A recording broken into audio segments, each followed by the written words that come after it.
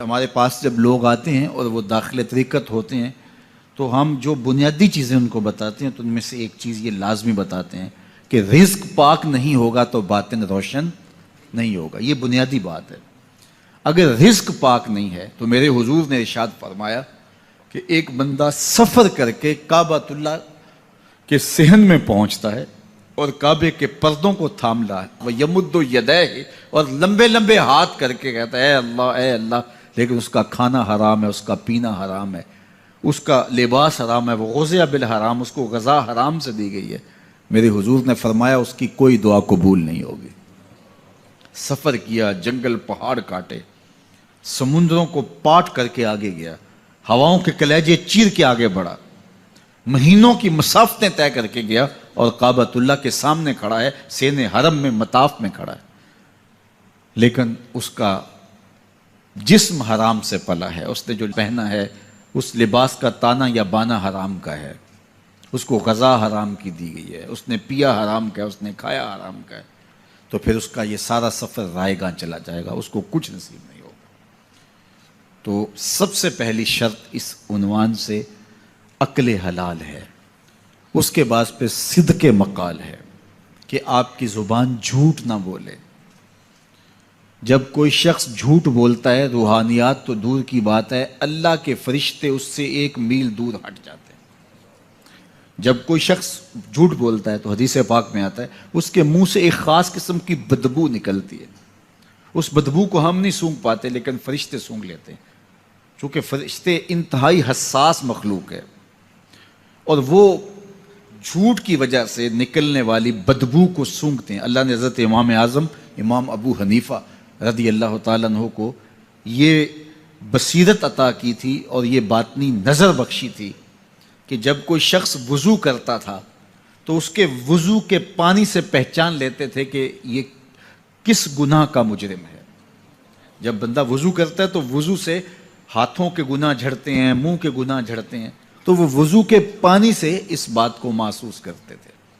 اللہ نے ان کو وہ بصیرت عطا کی تھی, لیکن انہوں نے اللہ کی بارگاہ میں عرض کی مالک مجھ سے یہ چیز چھین لے, یہ چیز مجھے نہیں چاہیے. لوگوں کے بارے میں جو ہے وہ ایسا گمان پھر پیدا ہوتا ہے.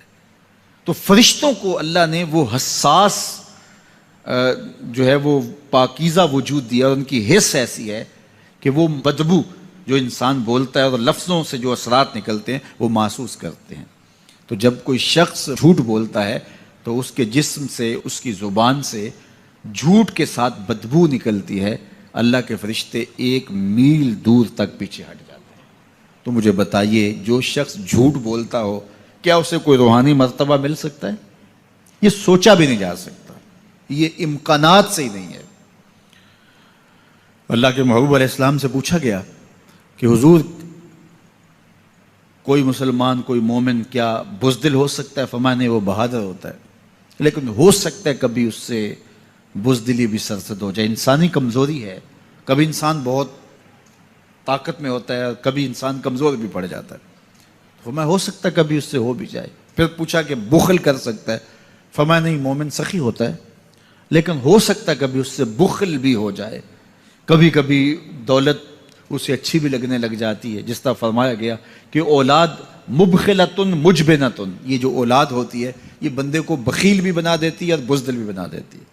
جب اولاد نہیں ہوتی تو بندہ سخی بھی ہوتا ہے اور بندہ جو ہے وہ مشکل حالات میں بھی کود جاتا ہے, لیکن جب اولاد ہوتی ہے تو پھر مشکل حالات میں کودنے سے پہلے سوچتا ہے میرے بچے ہیں یتیم ہو جائیں گے. اس کو یہ خیال آتا ہے, پہلے ایسے مال لٹاتا ہے لیکن اولاد ہو جائے تو پھر وہ اولاد کا سوچتا ہے کہ ان کے لیے کچھ میں جمع کر لوں. تو اولاد فرمایا میرے حضور نے کہ مبخلہ و مجبنہ, یہ بخیل بھی کر دیتی ہے اور یہ کمزور اور بزدل بھی بنا دیتی ہے. تو مومن ہوتا بہادر ہے, لیکن ہو سکتا ہے کبھی اس سے بزدلی بھی ہو جائے. مومن سخی ہوتا ہے لیکن کبھی ہو سکتا ہے اس سے بخل بھی ہو جائے. لیکن تیسرا سوال حضور سے پوچھا گیا کہ مومن جھوٹا ہو سکتا ہے؟ تو اس پہ 2 ٹوک کہا, نہیں جھوٹا نہیں ہو سکتا. یہ نہیں ہو سکتا کہ مومن ہو اور جھوٹا ہو, وہ سچ بولنے والا ہوگا. تو عقل حلال اور صدق مقال, یہ 2 خوبیاں جو ہیں یہ اہل اللہ کا طرائے امتیاز ہے, اور یہ مجھے اور آپ کو اختیار کرنی چاہیے. حضرت خلیل اللہ جب وادی غیر ذی زرع میں سیدہ ہاجرہ اور ان کے معصوم نونہال کو چھوڑ کر کے جانے لگے۔ ایسی وادی جہاں حیوانی وجود بھی نہیں تھا، نباتات بھی نہیں پائے جاتے تھے، پانی کا ایک قطرہ بھی دستیاب نہیں تھا، کالے سیاہ مہیب پہاڑ جیسے فولاد پگھلا کے ڈال دیا ہو، وہ وادی جہاں دن کو بھی خوف آئے، وہاں حضرت ہاجرہ نے راتیں بھی گزاری۔ کتنا دردناک لمحہ تھا جب سحری کا وقت ہوا، حضرت خلیل اللہ دعائیں دے کے رخصت ہونے لگے، حضرت ہاجرہ سلام اللہ نے آگے بڑھ کے اپنے شوہر نامدار کا دامن پکڑ لیا، تمسکت بِأَزْيَالِهِ، دامن پکڑ کے بولی میرے شوہر نامدار، اس مہیب وادی میں، اس پہاڑوں کے دامن میں جہاں دن کو بھی خوف آئے، نونہال معصوم کے ہمراہ مجھے چھوڑ کے کہاں جا رہے ہو؟ حضرت خلیل اللہ نے کوئی جواب نہیں دیا۔ پھر قدم اٹھایا تو زوجہ نے پھر دامن پکڑا، پھر وہی سوال، پھر کوئی جواب نہیں آیا۔ تیسری مرتبہ دامن پکڑا، خلیل اللہ کی جانب سے کوئی جواب نہیں آیا، تو خاتون خود بولی کیا اللہ کا حکم تو نہیں؟ تو حضرت خلیل اللہ نے کہا نعم، ہاں اسی کا حکم ہے۔ حضرت ہاجرہ نے دامن چھوڑ دیا، کہا جائیے، خیر سے جائیے، اگر اس کا حکم ہے وہ ہمیں ضائع نہیں ہونے دے گا۔ جہاں دن نہیں گزارے جا سکتے تھے پھر اس خاتون نے وہاں راتیں بھی کاٹی۔ وہ وادی جس میں وحشت بھی قدم رکھتی تھی ڈر ڈر کے، جہاں پھرتے تھے آوارہ تھپیڑے بادے سر سر کے، جہاں پر گھاس اگتی ہے، جہاں نہ پھول کھلتے ہیں، مگر وہ سرزمین ہے آسماں بھی جھک کے ملتے ہیں۔ اپنی پاک باز بیوی اور نونہال بیٹے کو چھوڑ کے حضرت خلیل اللہ دعائیں دے کے رخصت ہو گئے۔ تھوڑا سا توشہ تھا، 2-1 دن کے بعد ختم ہو گیا۔ پھر ماں کی چھاتی سے دودھ بھی خشک ہو گیا، نونہال پیاس سے تڑپنے لگا۔ ماں تو پھر ماں ہوتی ہے، تڑپتی ہوئی ممتا کا دل بے قرار ہوا۔ ایک پتھر کے سائے میں معصوم اسماعیل علیہ السلام کو لٹایا اور پانی کی تلاش میں جبل صفا پہ چڑھی۔ اطراف میں آسمانوں کی طرف دیکھا، کہیں کوئی پرندے اڑتے دکھائی دیں اور پانی کا نشان ملے اور میں وہاں سے بیٹے کے لیے 2 بوند لے آؤں، لیکن کچھ دکھائی نہیں دیا۔ تا حد نظر پھیلا ہوا آسمان ہی آسمان ہے اور پہاڑ ہی پہاڑ نیچے دکھائی دیتے ہیں۔ پھر مروہ پہ آئیں، درمیان میں نشیبی جگہ تھی، وہاں بیٹے کا من موہنا چہرہ دکھائی نہیں دیتا تھا، دوڑ کے گزری اور جا کے صفا پہ گھوم کے دیکھا، کچھ نظر نہیں آیا۔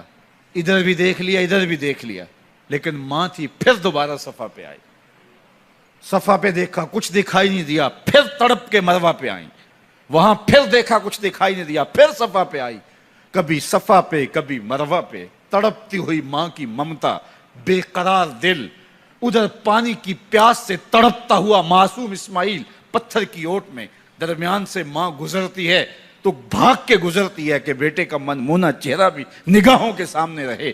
ذرا منظر تو دیکھو کتنا دل آویز ہے۔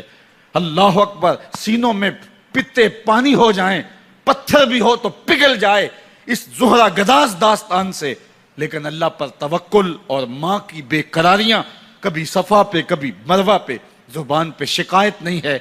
پھر جب مروہ پہ پہنچتی ہیں، 7 چکر مکمل ہو گئے، تو ادھر کیا دیکھا کہ معصوم اسماعیل ایڑیاں رگڑ رہا ہے۔ ماں کا دل ڈولنے لگا کہ بیٹا آخری لمحوں میں دوڑی کہ بیٹے کو جا کے اپنی چھاتی سے چمٹاؤں، ہو سکتا ہے 2 قطرے دودھ کے اس کی زندگی کی آس بندھا دیں۔ تو ماں دوڑتی ہوئی آئی، لیکن جب قریب آئی تو منظر بدلا ہوا تھا۔ معصوم کی ایڑیوں کے رگڑنے سے تازہ چشمہ پھوٹ رہا ہے، پانی ہے کہ بے قابو ہونا چاہ رہا ہے۔ آگے بڑھی، جلدی جلدی مٹی کی منڈھیری کرتے ہوئے کہا زم زم، رک جا رک جا۔ اللہ اکبر۔ ہاجرہ سلام اللہ علیہا نے حضرت اسماعیل کی محبت اور اپنے رب پر توکل کی انوکھی اور البیلی داستان رقم کی۔ کہا ہاجرہ تو نے بھی حد کر دی، لیکن قیامت تک تیری راہوں کو بھی جلوہ گاہ بنا دیں گے۔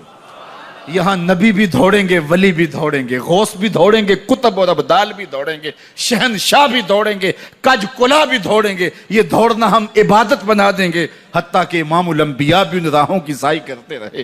عجیب رنگ، عجیب منظر اور عجیب کیف کا عالم۔ اچھا، یہاں رک کے ایک بات کرنا چاہوں گا، اگر آپ کی توجہ ہو، جہاں حضرت ہاجرہ دوڑیں اور ان کے مبارک قدم وہاں لگے اور لگ کے ہٹ گئے، عارضی نسبت ہے، مستقل نسبت نہیں ہے۔ جہاں ان کے قدم لگ کے ہٹ گئے وہ جگہ تو جلوہ گاہ بن گئی، اور جہاں حضور خود جلوہ فرما ہیں وہ گنبد خضرا جلوہ گاہ کیوں نہیں ہو سکتا ہے؟ اب یہ پانی جہاں حضرت اسماعیل کے قدم لگے، یہ پانی دنیا کا عظیم ترین پانی ہے، اور پھر اس کا پروٹوکول یہ ہے، اس کو کھڑے ہو کے پیا جاتا ہے۔ یار یہاں بھی رک کے ایک بات کہہ دوں، حضرت اسماعیل کے قدموں کو چھونے والے پانی کا پروٹوکول ہے کہ اس کے لیے کھڑے ہو جائیں، اور حضرت اسماعیل مسجد اقصیٰ میں جس کے پیچھے کھڑے ہو کے نماز پڑھتے ہیں اس امام کے لیے کھڑے ہو کے مصطفیٰ جان رحمت پہ لاکھوں سلام پڑھ لیں تو اس میں شرک کہاں سے آ جائے گا؟ تو یہ تکریم ہے، یہ عزت ہے اس پانی کی کہ اس نے حضرت ذبیح اللہ کے قدم چھوئے ہیں۔ تو یہ سارا حج اللہ اکبر ہمیں ہمارے ماضی سے جوڑتا ہے۔